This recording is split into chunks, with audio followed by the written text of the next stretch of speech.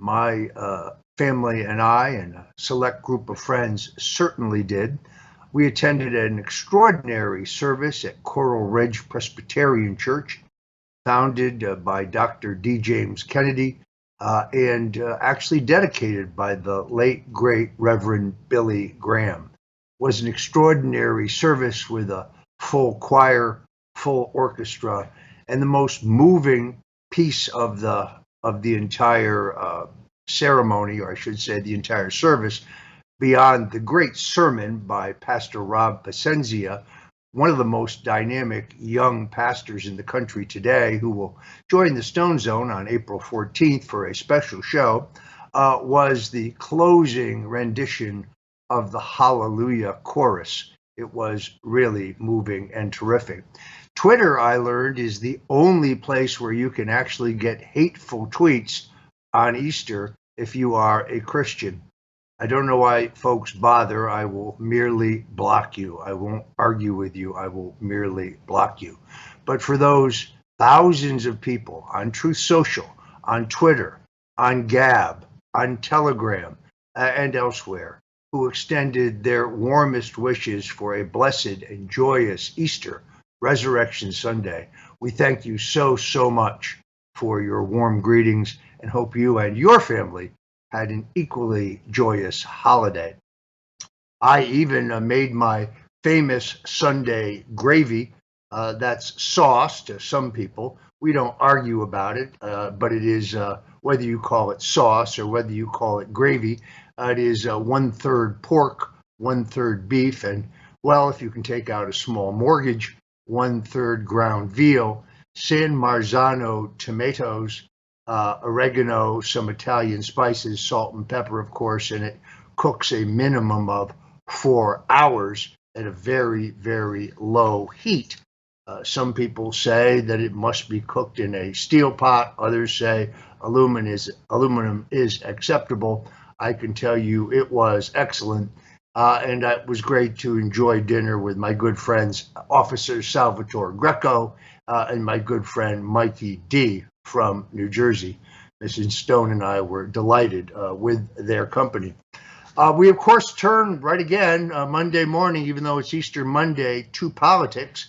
I saw Joe Biden on with Al Roker, and Biden said that although he was definitely running in 2024, he wasn't prepared to announce his candidacy. That would make a fall announcement very, very suspicious. And here to help break this down for me is documentary filmmaker Joel Gilbert, who has a dynamite new documentary entitled, well, here's the giveaway line, Michelle Obama 2024. Joel Gilbert joins me now in the Stone Zone. Hi, Roger. Great to be back. Thank you. Well, I lost the bet. I bet you would be wearing a shirt with no collar. You have a shirt with a collar, so I just lost $100, but God bless you. Well, I got to maintain a standard when I'm on your show, no doubt. Well, direct from LA, folks. An amazing documentary filmmaker with a long list of credits. But right now, we're going to talk about his immediate film. We actually have that trailer teed up. Why don't we show that now? Okay. They could run Michelle Obama. And if they do... Welcome, Michelle Obama! Michelle Obama is the most popular woman in America. You know I hate politics. You can forget about the disclaimer. I'm convinced that Michelle Obama is running for president in 2024. Systemic racism, pepper spray, and rubber bullets on peaceful protesters. She's following the exact same formula that Barack did to become president. Michelle was the keynote speaker at the 2020 Democrat convention, just like Barack was in 2004. Barack once ran a voter registration organization. Now, so does Michelle. That's how we change America. Also, Barack Obama based his candidacy on his personal story. Michelle has done the exact same thing. But like Barack, Michelle tells a life story that is more fiction than fact. Maybe somebody's going to discover that I shouldn't be here. Now, come along on an investigation into the real Michelle Obama and her plan for power. I found out Michelle's father worked for the Democrat Party machine. My father, he was a precinct captain in Chicago. People would come for money. It turns out Michelle was never a part of the black community. In that household, there was fear. You talk like a white girl. You could get your butt kicked if you talk like a white girl. What was going on in the 70s was what we called white flight. The only person doing white flight in the 1970s was Michelle Robinson. You're told by a school counselor you're not Princeton material. You're black, maybe you're stretching. Michelle was no victim of racism. In fact, Michelle has been running from the black community her whole life. Hyde Park is the best neighborhood. And Michelle sold out the black community working for the mayor of Chicago. This is turning into a ghetto. You better run. They just take our home like this, yeah. And she sold them out as a hospital executive, kicking poor black patients out of the ER. Yeah, like that. I learned that to get power, Michelle pretends to be part of the black community she exploited all her life. Lo and behold, trying to pay your own rent. Imposter syndrome. All out war between the pigs and us. And it turns out Michelle's close friend and mentor was an anti-American radical. The politics of fear. Because of fear. Your fear. They want you to be afraid of change. We're working to change the future of this nation. We need you. Are you in? Fundamentally transforming the United States of America. And to transform America, Michelle plans to rule America come Election Day 2024.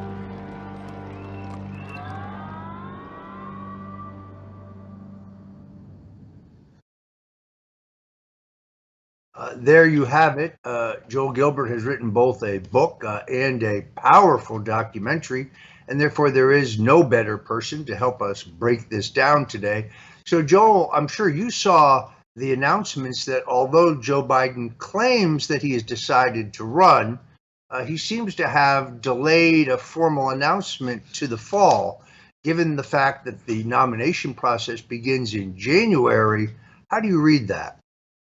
I read it as an indication that Biden is not planning to run. We know that most Democrats don't want him again.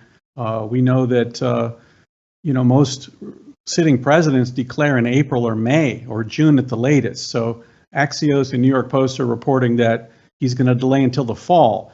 And to me, this sets up the perfect scenario where Biden will say sometime in the fall, he'll say, well, I've got all these investigations in my health and my wife, and I've decided not to run. And that would set it up perfectly for Michelle Obama because she'll be the only Democrat really that's capable of running at that point, that has the name recognition, the popularity, and can raise $100 million in 2 weeks just with her name. And I put that together with the fact that the Democrats changed the primary order to start with South Carolina, where Michelle Obama traces her roots. Her grandparents, before they moved to Chicago, were from South Carolina. She claims that to be a home state. And she won't have to go and campaign in every county in Iowa. So I think it's all being set up for Michelle Obama. She's maintained a very high profile. She's got a Netflix special coming out in a couple of weeks with Oprah. She wrote her second autobiography, and she's been doing a quiet campaign to women and minorities, the key Democrat voter groups for the past couple years. And that's why I made the film and the book, to really show her real life story and what she's all about. And it turns out it's nothing like she's portrayed to the public. Well, it is not insignificant that the South Carolina Democratic primary is in fact dominated by African Americans. Under their new scenario, they've done away with a 100-plus-year-old tradition of the Iowa caucuses, the famous first in the nation New Hampshire primary, a slap at both of those states where those events are not only historic but extremely valued and celebrated, in fact. Seems to me to be a layup for a late withdrawal of Joe Biden and a late entry of the only candidate, as you point out, who is universally known and can command the money. Barack Obama is still today, without any question, the single most influential Democrat in the country. I think he's particularly influential in the Biden administration. I go so far as to suggest that he's probably making most of the decisions. As I'm sure you've seen, there's actually a video interview with him where he said that he often dreamed of the third term where he could just spend it in his basement with a headset hooked up to a microphone, essentially earpods in the eye of whoever was acting as president, and enjoy his third term. I would suggest to you that's probably what's happening right now. You put significance on this announcement by Michelle Obama that she's doing a new Netflix special with Oprah. Tell us about that. Right. Well, Michelle, of course, had her autobiography, which, as you saw in the trailer, Barack Obama based his candidacy on his personal story, Dreams from My Father. And we saw Michelle imitate that in 2018 with her autobiography called Becoming, her life story. And she went on this big national and international book tour with celebrity hosts. And she was basically doing political speeches with these events in sold out stadiums around the world. And she was pretty upset when it got disrupted by COVID. She kept it up for about a year and was going to keep it going. But COVID kind of disrupted that. So she decided to write a new book called The Light We Carry, which ostensibly she claims she wrote it because people wanted to know how to cope with life, something like that. But when you read the book, it's just another autobiography. It's all about Michelle, her family, her politics, her going to school. And so she did another book tour in November, December with celebrity hosts. And there's no reason to write a second autobiography. She's obviously trying to keep a very high profile. And Netflix just announced that the show that I actually attended myself in Los Angeles at the YouTube Theater in December, where Oprah was the guest host, they're actually going to broadcast that on Netflix on April 25th.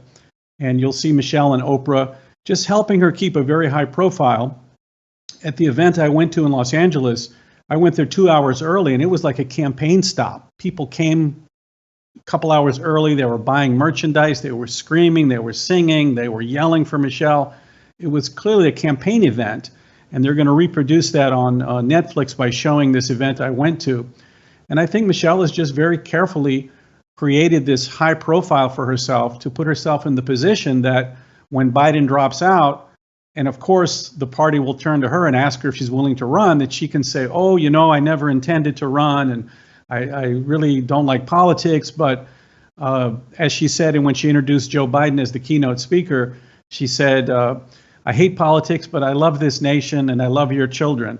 And I think we'll see Michelle make a very inauthentic turnabout when the party turns to her, and she'll be able to slip in there as the Democrat nominee.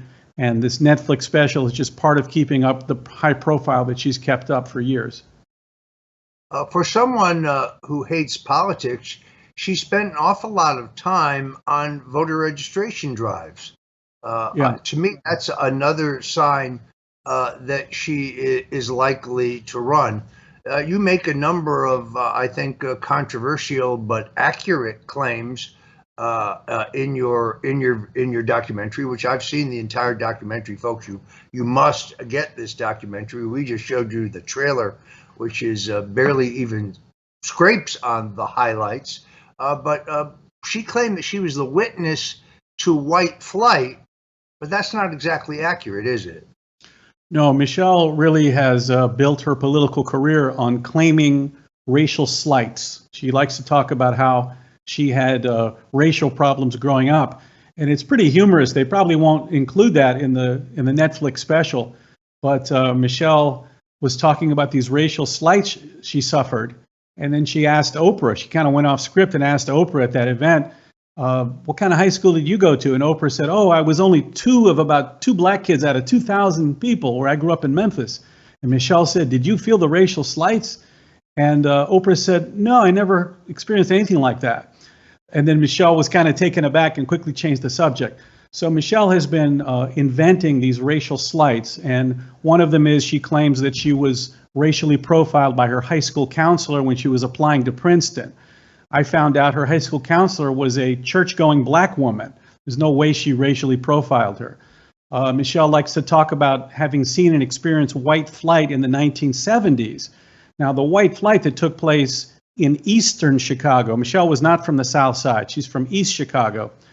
A lot of the whites moved out in the mid-'60s due to crime in the neighborhood. And because it was such a good neighborhood with good homes and good schools, a lot of blacks came from the South Side, like Michelle's family, and bought these homes. So in the 1970s, when Michelle grew up, it turns out the only people doing white flight was Michelle Robinson and her family. Instead of going to the black elementary school, she went to a gifted school. Instead of going to South Shore High School, 1 block from her house, she took a bus an hour and a half away to go to a gifted school, Whitney Young.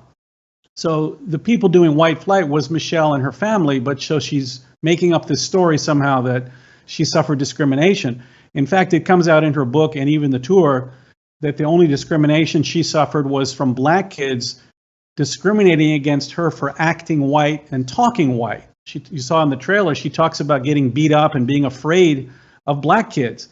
And you can see it in her professional career, which I go into a lot in the film, where she really exploited the black community. Working for the mayor of Chicago, she worked with Valerie Jarrett to knock down the homes of Cabrini Green. She made 20,000 blacks homeless.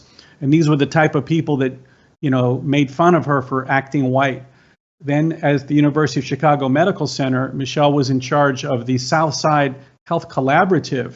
And her job was to make sure that the black people from the South Side could not get access to health care at the University of Chicago. And Michelle would put them on these vans and dump them at these crappy neighborhood clinics to make sure they couldn't get good health care. So the first question a Republican needs to ask Michelle Obama is, are you going to apologize for what you did to the black community in Chicago? Because it's a very sad, sordid history of how she treated other black people. And to add insult to injury, Michelle has been trying to pretend that she's one of these, regular black folks that suffered discrimination when nothing could be farther from the truth. Folks, if you're just now joining us in the Stone Zone, we're talking to Joel Gilbert, documentary filmmaker of the dynamic new documentary, Michelle Obama 2024. Coming up, you've seen him on InfoWars. You've seen him with my friend Viva Fry. Robert Barnes, one of the most brilliant legal minds in the country, breaks down the recent indictment of President Donald Trump for us and also tells us where this trail is going. He'll be joining us shortly. But now we go back to our guest, Joel Gilbert. Joel, just as Barack Obama's mentor was a radical pastor, Jeremiah Wright, among others, it seems that Michelle Obama had a very close relationship with radical terrorist Bernardine Dorn. I know we don't have many children of the 70s here. Tell us who Bernardine Dorn is or was and how you know this. Yeah, well, I knew about that there was a relationship, but I was shocked to discover, and I show that in the film and book, that Bernardine Dorn, who was the head of the Weather Underground terror group, who Larry Grathwohl was actually an undercover FBI agent in the Weather Underground, and he told me that Bernardine Dorn actually personally planted a bomb that killed a San Francisco police officer. She was the brains of the Weather Underground terror group. Bill Ayers, her husband, who was pals with Barack Obama, was really kind of a sidekick. Bill Ayers was never that smart. It was Bernardine Dorn that ran the operation and was the ideological force behind the Weather Underground terror group. Well, it turns out Michelle Obama worked at the same law firm, Sidley & Austin in Chicago, with Bernardine Dorn for several years. Michelle would have dinner, her and Barack would have dinner with Bernardine Dorn and Bill Ayers at their house about once a week for years in the 90s. And Michelle used Bernardine Dorn to be a guest speaker at her Public Allies community organizing project that Michelle headed up for 3 years. And when I looked at Michelle's speeches in 2008, she talked a lot about fear, about how we're all afraid of each other. And it turns out this comes straight from Bernardine Dorn. Bernardine Dorn had something called the politics of fear, that Americans are different tribes. They're afraid of each other, and they like guns, and they like the Constitution because they live in fear. So Michelle, word for word, mimicked Bernardine Dorn's calling card, the politics of fear, and had a relationship for many years. So it's very shocking when you see these radical roots of the Obamas. It's not only in Barack Obama, but it's also in Michelle, who had an ongoing long-term relationship with a domestic terrorist, which most people have not had any such relationship. We've seen authoritative polls that show the number of Democrats who think that Joe Biden should run for re-election is down to 37%. That's in a poll in which the plus or minus is 3.5%.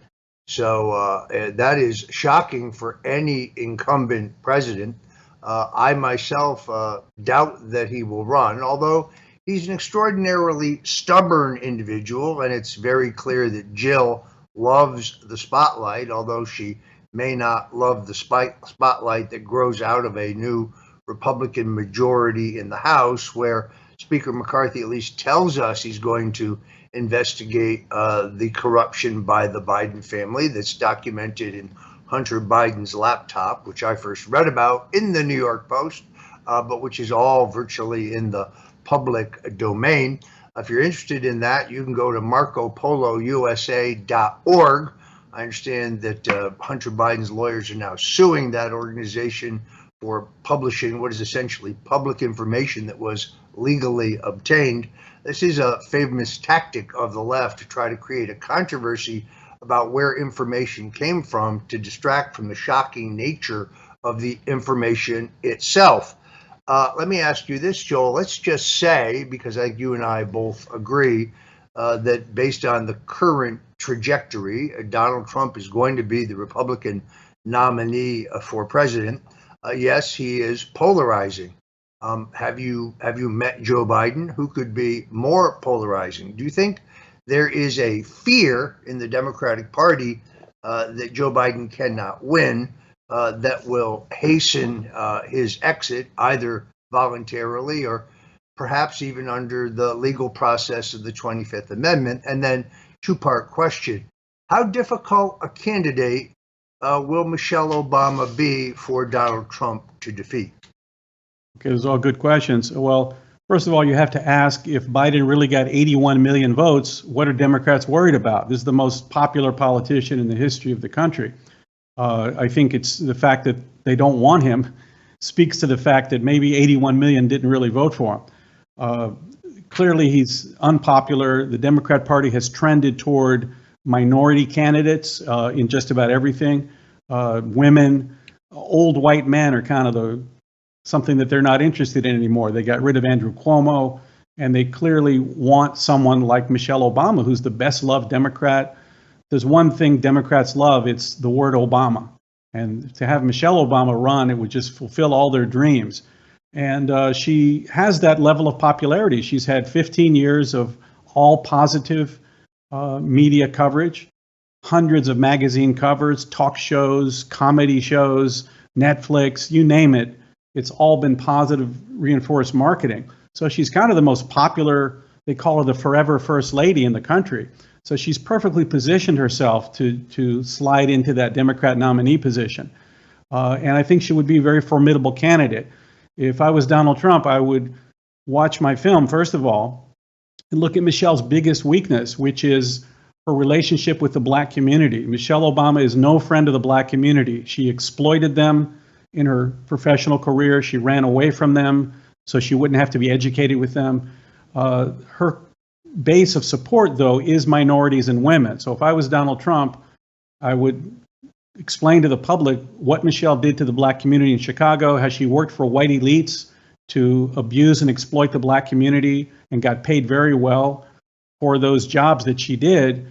And you see Michelle now running around with very African-American centric hairstyles and putting on a phony voice, like urban accent.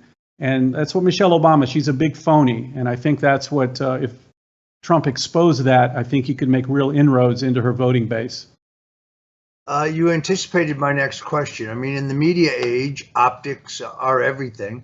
And it's very clear that Michelle Obama has a great love for top-of-the-line couture.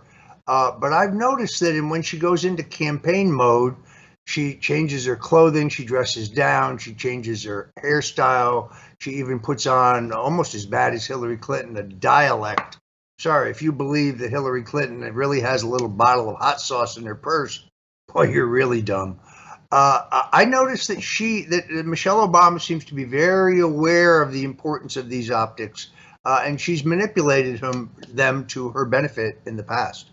It's true. I interviewed a celebrity hairstylist that Michelle had in Chicago since she was 18 years old. She was into all the fashionable clothes in the Miracle Mile in Chicago for years and years. She actually made the international, Vanity Fair best dress list in 2005. Incredible wardrobe. And all of a sudden, I showed that in the film where she showed up on the campaign trail for Barack Obama dressed as a 1950s, black housemaid, dressing down. She didn't comb her hair. She just showed up looking like some, schlepper housewife to try to get voters to relate to her. It wouldn't have worked very well if she showed up as herself and said, Barack and I are two Harvard attorneys and we're elitists. So she tried to portray herself as just a person of the people. Of course, once she got in the White House, she went back to all the fashionista stuff and the wigs and the hair.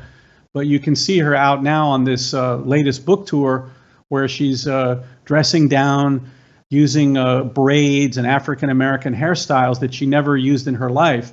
So that's part of the phony Michelle Obama, how she manipulates the public. She's been trying to manipulate the black community, minorities for years with these phony stories of suffering racial slights, as well as her hairstyle and clothing choices. All right, final question, because we're coming up on our time limit here. You make reference to the imposter syndrome. Right. You saw a little tiny, a little bit of it at the end of your clip. Explain to us what you mean. Yeah, Michelle talks about in her book and on tour a lot. When she goes on these book tours, she actually talks too much. She actually tells more than she should.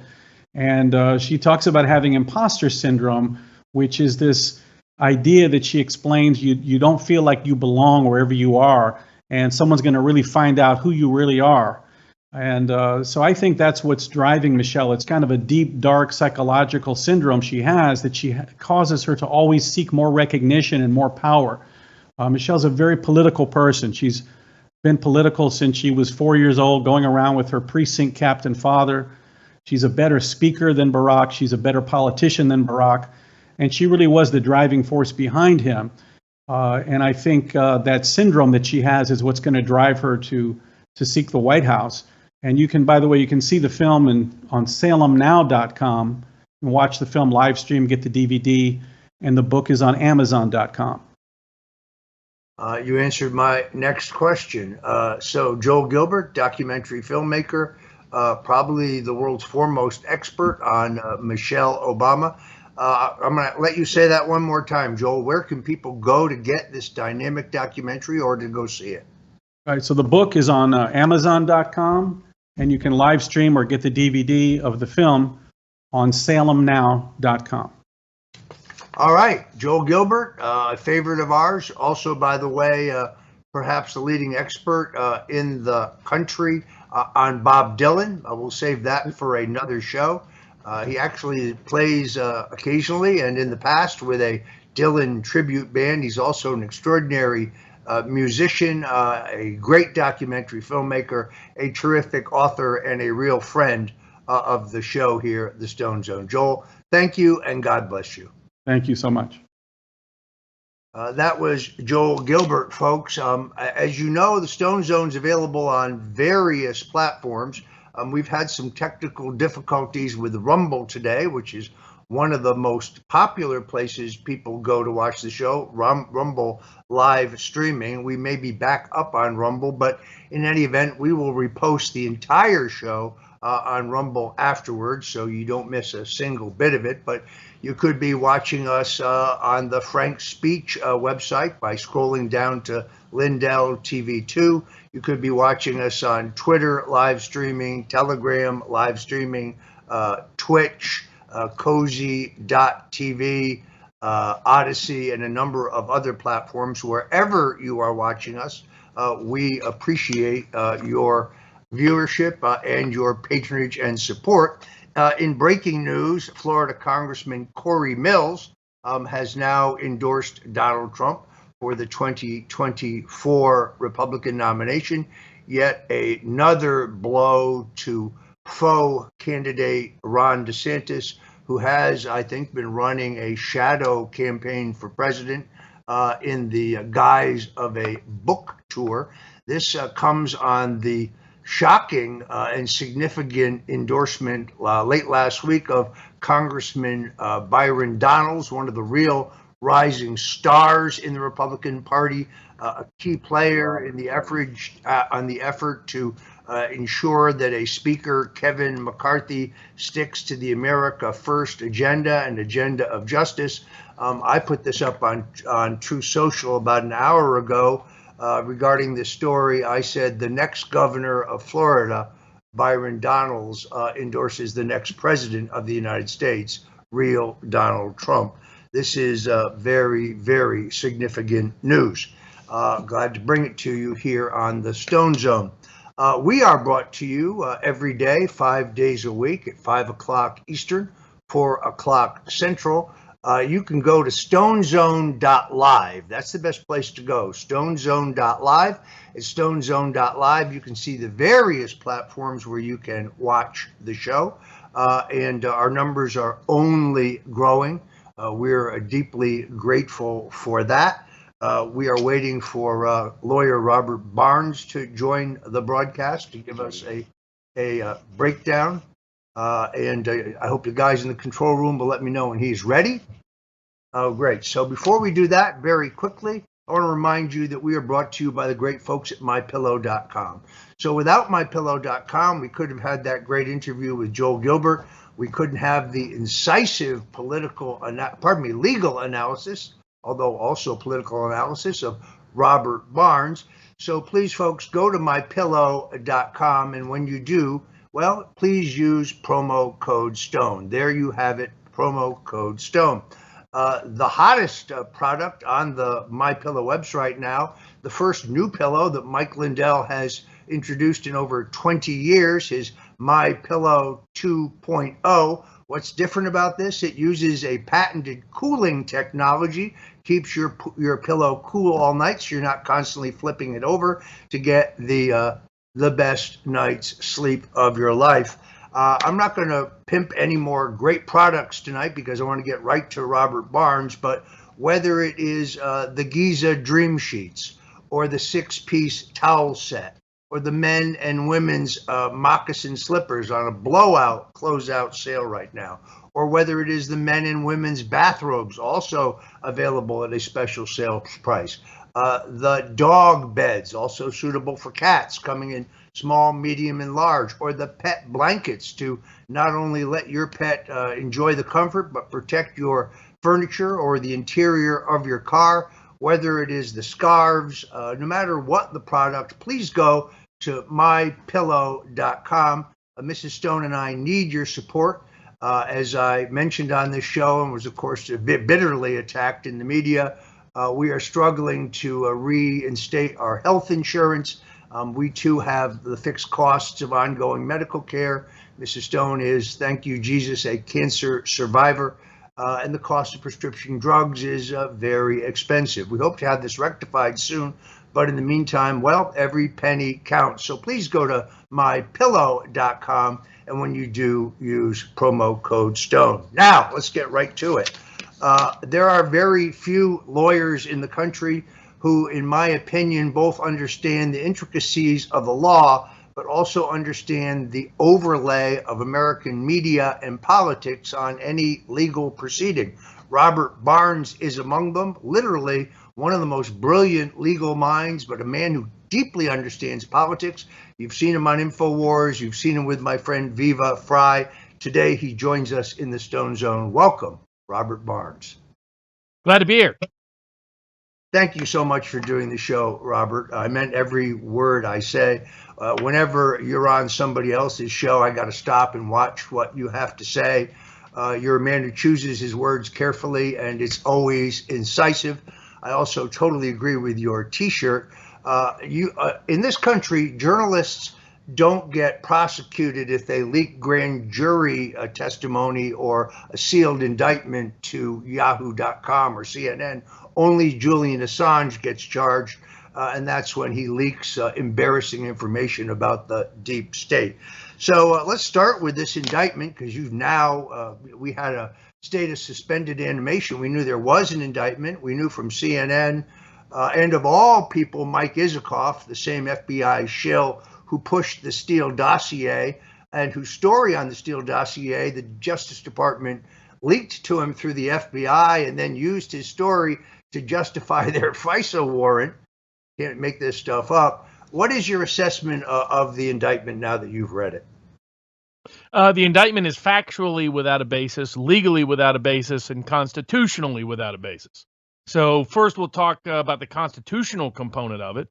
In my view, the Constitution has an explicit and express provision that is the exclusive means by which a president, former president or current president, can be criminally indicted, tried, convicted, or sentenced.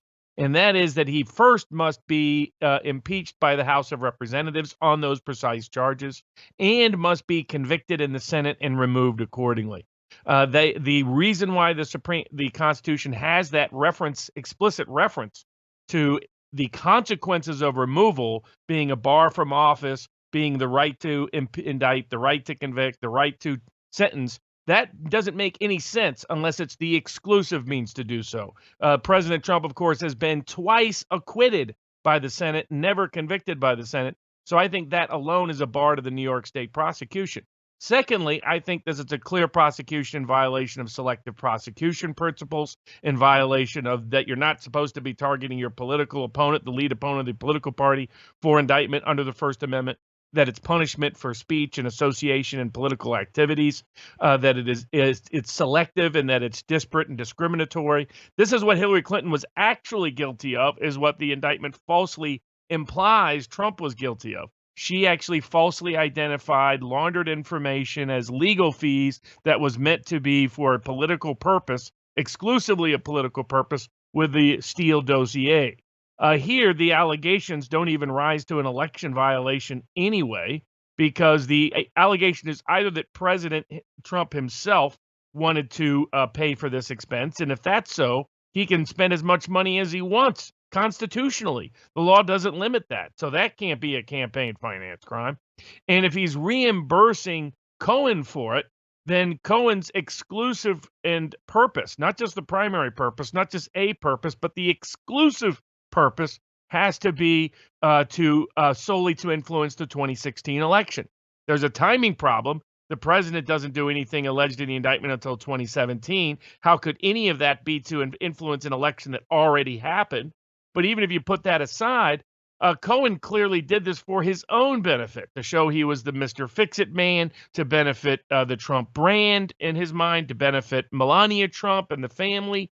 This was not going to even impact the election, and even if it did, it was a false allegation. It was just a blatant extortion attempt by Stormy Daniels, her lawyers. Michael Avenatti, her famous lawyer, is in federal prison for extortion, in particular in New York.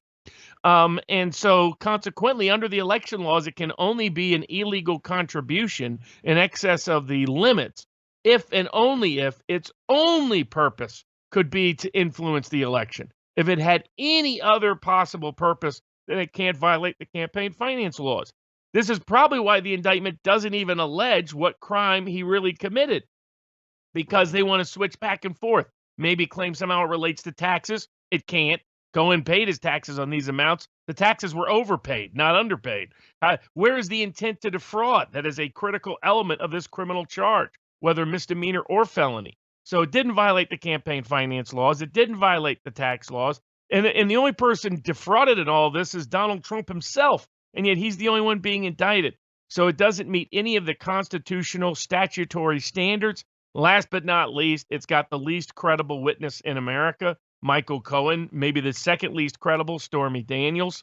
And you're going to have to rely primarily and principally upon Michael Cohen, who has contradicted himself and is a self-confessed felon, fraudster, perjurer, and liar.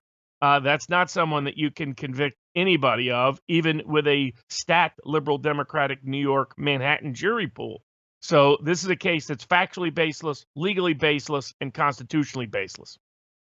An excellent analysis. A number of New York attorneys contacted the show, and they actually said that there should have been a preemptory motion even prior to the not guilty plea because the indictment proves no crime. I'm not familiar with criminal procedure under New York state law, but would there be such a provision under which you could do that? Yeah, there is. There's, and also they're probably thinking that they don't want this judge to decide anything. So that may be why there's some hesitation. I don't have complete confidence in Trump's trial team. I think they have capability, but not always delivery in the past. So I hope the president continues to upgrade his team. I know Professor Dershowitz is giving him advice and has said that he's not going to be part of the formal team. But one of the things Dershowitz pointed out is they should look at motions to transfer this case out of Manhattan to Staten Island ASAP. It's the only place he can get a truly impartial jury or judicial pool. Then they should also look at motions to disqualify the judge. We now know the judge was making, it looks like, unethical, maybe even illegal donations right under the limit to disguise the fact that he was donating to the Biden campaign and other Democrats from full public disclosure. In other words, what they're falsely accusing Trump of, the judge presiding over Trump's case may be guilty of, according to some published report. We know his family has deep ties to the Biden and Kamala Harris regime. You know New York well, Roger. It is a place in Manhattan where political corruption goes hand in hand with the legal system. So I think probably the first thing they should do is try to do everything possible to get that case away from and out of this judge's hands, away from and out of Manhattan, before bringing any substantive motion on legal grounds, whether it's constitutional grounds, statutory grounds, or factual grounds. They really need to look to transfer the case to Staten Island. And if that doesn't work, move to disqualify these biased judges, move to disqualify Alvin Bragg and the entire prosecutor's office, because they campaigned on trying to put President Trump in prison before they knew of any allegations against him. So on those grounds alone, ethically and professionally, they shouldn't have even been involved in this case. But if the judge won't transfer the case to a different DA's office, a different judge, a different jury pool, then motions to disqualify should be the first procedural remedy sought before allowing these tainted judges to make decisions on the substantive merits of dismissal. Based on what you know, and obviously we can only go on the basis of what we know, do you think it is likely that Special Counsel Jack Smith will bring an action against President Donald Trump in connection with his handling and disposition of certain sensitive federal documents? Well, I think, the deep state fix-it man, Bill Barr, who snookered his way into the Trump cabinet and then sabotaged the president, probably more so than anyone else. There's a guy that has family ties that go back to Jeffrey Epstein. Probably not a coincidence. Epstein dies while he's the attorney general. Deep ties to the Bushes, and kind of tricked his way into the White House. Then he is the one who helped cover up everything concerning the Hunter Biden laptop and the Joe Biden corruption allegations. Barr is the one who lied to everybody and covered up the election fraud that took place in 2020. He's out there begging Smith to indict Trump because he sees how weak the New York case is. So clearly the message from some key deep state actors is they see New York is collapsing already. Trump's base is rallying to him. DeSantis, who was promised a easy nod to the presidential nomination based on these criminal indictments, is seeing his political fortunes collapse. So I think there's massive pressure at the moment for Smith to bring an indictment. And going back to your earlier point, probably not a coincidence we're suddenly seeing the grand jury out of D.C. leak like a sieve, even though that violates federal criminal law, much as the New York DA's office violated New York criminal law and leaking from the New York grand jury, that they are escalating their efforts. It's clear what Barr wants. In order to get around the double standard problem of not prosecuting Biden, not prosecuting Pence, not prosecuting Obama concerning confidential, top secret classified documents, which the president had the unilateral legal right under the Presidential Records Act to declassify, they're going to try to falsely accuse him of obstruction of justice instead. And so it looks like there's massive political pressure mounting in the deep state. Because the problem in Georgia, if they prosecute him there, the governor through the board has the power of pardoning him, and the grand jury foreperson there was a complete lunatic, a literal witch. So their last-ditch effort to take out Trump would be for D.C. to federally prosecute where they have a control and a lot of favorable courts, an extremely biased and prejudicial jury pool. But it would put the Biden administration right in the middle of it, that the Biden administration is the one indicting their lead political opponent. I think that's why Biden wanted to avoid that if they could. But when you have Bill Barr begging for it, it means the deep state knows their New York case is up against it. So there's an increased risk the president faces an indictment out of the District of Columbia before election season in 2024. Yeah, I had to laugh. Former Governor Asa Hutchinson announced that he'll be joining the list as a Republican candidate for president. I can't wait till his first press conference because I wanted to ask him. He knew fully about the cocaine trafficking operation in Demena, Arkansas. Veteran reporter Helen Thomas actually asked Bill Clinton openly about this. I believe she was with the Associated Press, one of the most celebrated and respected reporters of all time. Asa Hutchinson was well aware of the fact that in the wake of the Boland Amendment, which banned the use of taxpayer dollars to fund the Nicaraguan freedom fighters, that the Central Intelligence Agency was importing cocaine into the United States, liquidating it into cash, and then sending it to Central America. Bill Barr was deeply involved in that operation while working for the Central Intelligence Agency. I documented in my book, The Bush Crime Family, how this guy ever ended up in Donald Trump's cabinet really is a miracle. I'm told that Trump read a one-off law review article by Barr on the narrow question of the legality of the special counsel in the absence of the special counsel law, which had expired. And on that basis, I guess he never looked at his Wikipedia page, hired him as Attorney General. Let's turn now to the other glaring question. We saw, I think it was the Circuit Court approved White House Chief of Staff Mark Meadows, Vice President Mike Pence, National Security Advisor John Radcliffe, his deputy National Security Advisor, I think it is Robert O'Neill, I think, all going to the grand jury regarding January 6th. I don't see, particularly given that we can now read his tweets and we saw the video in which he asks people to react peacefully. We've seen the tweets in which he asks people to disperse. I don't see that case either, but how likely do you think it is that there is some kind of charge by the special counsel relating to January 6th? They're clearly trying to find something. The problem is they couldn't get anybody to flip. They couldn't get any of the January 6th defendants to somehow make up some allegations against the president as to January 6th. We now know increasingly from the Proud Boys trial that informants and infiltrators and instigators that were working or on one way or another a federal or state government payroll were all over January 6th. So I think there's major problems with them trying to pursue President Trump on anything associated or affiliated with January 6th. There's the additional problem that on January 6th specifically, he's already been acquitted by the Senate. So it raises the same constitutional issues as present in the New York indictment. So I don't see how they can indict him on it. Doesn't mean they won't try to make up some claims and do so anyway, because they've shown no limits. But at least if we look at Barr, he's signaling that he thinks the most effective path against Trump for the deep state is to go with a limited obstruction charge, that they basically try to Roger Stone Donald Trump. Expect that to be the path they pursue because the other charges are so bad and so weak, they're left with that weak charge, but it's not as bad or as weak as their other one. You make an excellent point. At my sentencing, the judge pointed to me and said, "You have been convicted of lying to cover up for Donald Trump." To which I say, cover up what? What underlying crime? There is no underlying crime.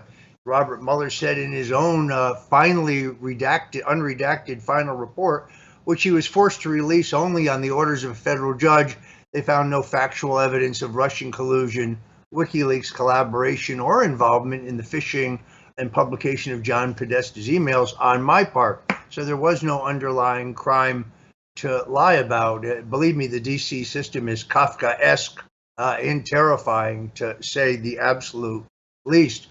When I was charged, once my lawyers basically established that the FBI in the pre-motion back and forth, admitted that they had never inspected the computer servers of the Democratic National Committee, and therefore this claim of a Russian online hack was not sustainable. Shortly thereafter, I was gagged, no longer to defend myself. This continues to be a great concern of mine, as Trump has made great political hay by, I think, accurately attacking the political motives of the prosecutor, the bias of the judge. The judge has already warned him once about his public commentary. What are the chances that they gag Donald Trump either in a state action or ultimately gag him in some federal action? He is, after all, a legal candidate for president of the United States, and his right to free speech is of particular value in that context. As I said at the time, I thought the gag orders issued against both you and Paul Manafort were patently unconstitutional. There is clear law that there cannot be prior restraint of speech, and that even in a criminal case or context, famous U.S. Supreme Court Gentile versus State Bar of Nevada said that you can't be limited in your speech. A lawyer can't be limited in his speech. A defendant can't be limited in his speech unless they can show a direct, imminent impact on the jury itself that cannot be remedied by any other means. They can't show that at all, either in the New York case, a Georgia case, a Florida case, or a D.C. case. So they constitutionally can't gag him. That doesn't mean somebody won't try. That is, as we saw in your case, as we saw in the Paul Manafort case, as we've seen in some other cases, but there's been assertive efforts to misuse and abuse the power of bail, particularly, which is only supposed to be limited to securing a person's appearance at trial constitutionally under the 8th Amendment, applicable to the states of the 14th Amendment. It's not supposed to have anything to do with speech, called the unconstitutional conditions doctrine. You can't condition one right on access to another right. And so to me, there's no constitutional grounds for it, but these courts have shown little respect for these constitutional constraints. I think if any court tries to gag the president, I think the Supreme Court of the United States will take up that case and will reverse and prohibit it. I think it's why the New York court dodged it for the time being, is the New York court doesn't want to be removed from the case and politically embarrassed early in the proceedings by having the U.S. Supreme Court get involved, because they're going to have to get involved if there's any effort to prohibit the president from campaigning on his own behalf and speaking the truth about the political motivation of these prosecutions. Well, as you correctly point out, I was gagged because the judge said that my meager social media presence could somehow taint the jury pool. She didn't seem to be concerned with CNN and MSNBC and the Washington Post, the dominant newspaper in the market from which the jurisdiction from which the jury was selected, affecting the thoughts of the jury pool. And she left the gag on me post-verdict, all the way through sentencing, which of course disproves the rationale for the gag. Been there, done that. The government gives you, when you're charged, a list of people that you can have no contact whatsoever with, no emails, no phone calls, no text messages, no contact as a condition of probation. If you violate it, of course, you violated probation, they can throw you in the jug. They also don't have to justify why those people are on the list. They could theoretically, if Donald Trump were gagged, they could tell him that he can't speak to his campaign manager, or that he can't speak to his finance chairman, or can't speak to his son. I mean, it is a really perverse system. I hope you're right about the gag order. In the 40 plus years I've been in American politics, the trajectory of Trump's support and the level of his fundraising, based solely on media coverage, most of which is pretty slanted, is unlike anything I have ever seen. Final question here. If you were Trump's lawyer, and I realize you're not, I wish you were, by the way, what's the first thing you would do? In the New York case, I would move to transfer that case out of Manhattan ASAP, and then move to disqualify everybody. Establish the factual record. If they won't transfer the case to Staten Island, establish that this judge has no business presiding over this case. Prosecutor has no business even being involved in the case, and then use that as an established ground to influence every further aspect of the case going forward. Because if you don't have a impartial jurist and you don't have an ethical prosecutor, and you don't have an impartial jury pool, then that's not American justice. And so that's the first step I hope the president's legal team takes. And then they should not be bashful at continuing to defend him in the court of public opinion. These are politically fraudulent cases brought for impermissible reasons that put our constitutional democracy at risk. Don't be bashful about saying so. Don't be afraid of the courts. Don't be afraid of the state bars. Don't be afraid of any of those people. American democracy requires legal advocates speak out on these extraordinary dangers to our constitutional liberties, of which President Trump is just one example. If they can get him, they can get anybody. His case is everybody's case. That's why everybody needs to pay attention. Yeah, in the District of Columbia, interestingly enough, in the rules of that circuit, lawyers are automatically gagged when it comes to discussion of a criminal case. I think that has to be unconstitutional too, but the judge didn't have to order a gag order in the case of my lawyers. They were not permitted to speak about my case publicly. All right, Robert Barnes, we have your email address up on the screen. If anybody needs to retain the smartest lawyer in the country, you can go get in contact with Robert Barnes. Robert, where else can people see your great legal and political commentary? Yeah, everybody can get all the content, including from a lot of the board members who produce great content at vivabarneslaw.locals.com, where Viva Fry and I put up all kinds of content all week long. There you go. Many thanks. Robert Barnes, God bless you, and thank you for joining us in the Stone Zone. Very grateful to have you here. Glad to be here, Roger. All right, folks, we're pretty much out of time. Again, if you were trying to watch us on Rumble live streaming, we're going to put this up later so you can see it because there have been some technical problems there. But we love Rumble live streaming. It's one of our favorite platforms. They do a great job, and we probably get more views there than any place else.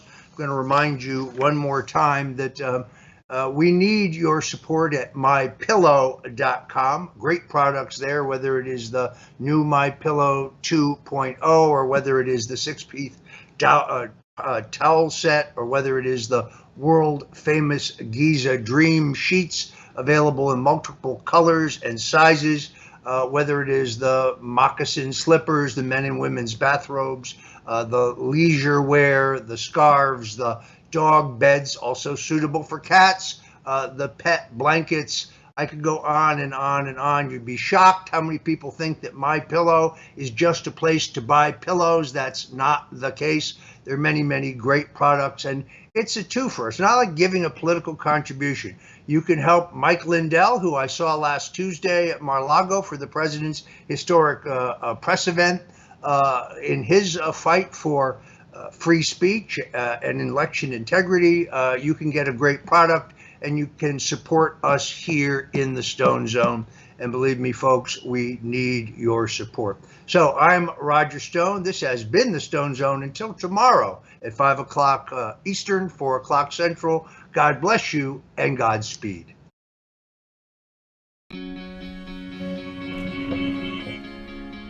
Looks like you've been sleeping well. Megan, he's back. The MyPillow guy. And you're looking good. Still feeling good. Well, just when you thought it couldn't get any better, we've got the best pillow ever, MyPillow 2.0. Wow, it's so soft and smooth. It's cool to the touch. How did you do that? Well, we took MyPillow's patented fill and combined it with this new technology that we didn't have back then when I invented MyPillow to bring you the best pillow in history, MyPillow 2.0. Just like all of you, I never imagined that MyPillow could get any better. That's why I haven't changed it in nearly 20 years. Then I heard about a revolutionary new technology, and I knew I had to bring it to you all. MyPillow 2.0 is truly the next generation of MyPillow. The MyPillow 2.0 is cooler and softer than the last MyPillow. It is so comfortable to sleep on at night. I look forward to going to bed, and I wake up well rested in the morning. Sleep is all about temperature and height. MyPillow 2.0's patented adjustable fill is going to give you the exact individual support you need from your head to your bed. And now here's where it gets even better. We've all experienced those temperature-related sleep interruptions where you get too hot, you toss and turn, you flip your pillow over to the cool side. Well, all that's gone with my brand new MyPillow 2.0 cooling fabric that's made with temperature-regulating thread.